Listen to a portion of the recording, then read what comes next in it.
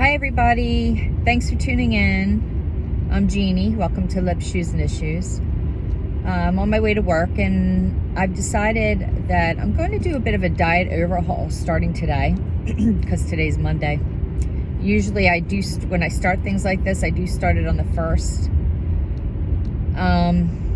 because I like doing 30-day challenges starting on the 1st of the month. Kind of works better for me, but I don't want to wait that long with this. You know, I think that when you're trying to change your body in a healthy way, I really do believe it's 95% diet and 5% exercise. And you know, as you get older, it's more weightlifting because that keeps your metabolism revved up, not really aerobics. And you know what? I hate cardio. I like lifting weights, but I hate cardio. And so that just kind of works for me. But I'm not doing weights right now neither. I want to start out with the food overhaul. I've been eating a lot of carbs, bagels, cream cheese, stuff like that. And even though I'm not supposed to eat that because of my interstitial cystitis, when I'm feeling good, I eat. You know, I like to eat. Everybody likes to eat. But you know, I'm hearing all about this carnivore diet. I'm not a meat eater. I am a fish eater. I do like my fish and shellfish. I do like intermittent fasting because I hate trying to figure out what I'm going to eat during the day. I can't stand it. So intermittent fasting works great for me. But it works great for me during the weekdays and not on the weekends. The weekends, I just, you know, we go out to eat, we drink, we party, we do our thing, and I don't watch what I eat at all on the weekends, and I always end up binging on both alcohol and food. And I want to get that under control. And I'm not sure how a keto diet will work for me, so I'm going to do some research today regarding a keto diet and interstitial cystitis, because you cannot have an acidic diet on IC, but I'm sure there's a lot of vegetables that are allowed on keto too, but I do understand that the carnivore and keto diet has a lot to do with oxalates and leptins and, you know, things that probably plant food that's not good for you that could hurt my IC, that I've never kind of thought about, because when I think of IC, I think of alkalizing your body, but you're not really alkalizing your body if you're eating plants that don't agree with you.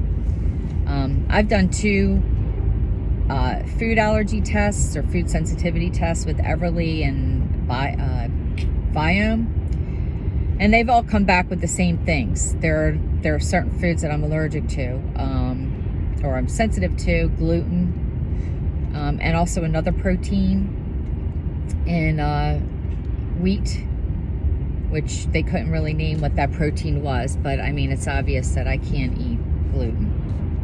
And but even though I do sometimes, like I love these bagels that this bakery cooks or makes, you know, near my job. You know, I am a carb freak, and I'm a chocolate lover. I'm a sweet girl. So, but you know what? My body doesn't feel good. My back hurts. So my body's telling me I have to make some changes, and I want to make some changes with food that I love.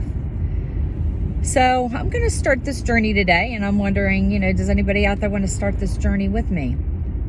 I would like to post every day if I can. You know, I do post about many other things. I don't really want this to be the main topic. However, if we're on a journey, let's go on the journey together. Might be fun, challenging.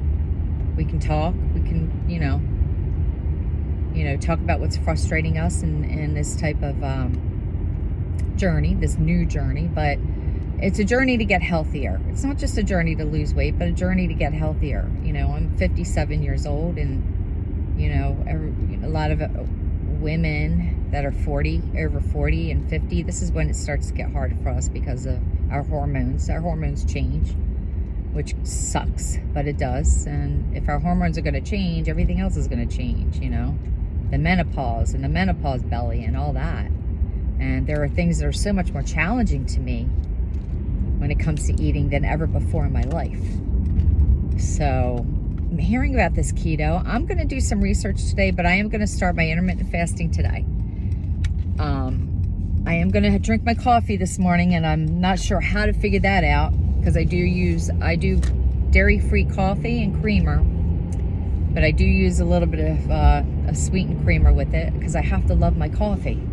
My coffee's so important to me. It's like I have to love it. So that's, I don't know. I'm going to see if I can still do my coffee, maybe cut out 50% of the sweetener that I normally use.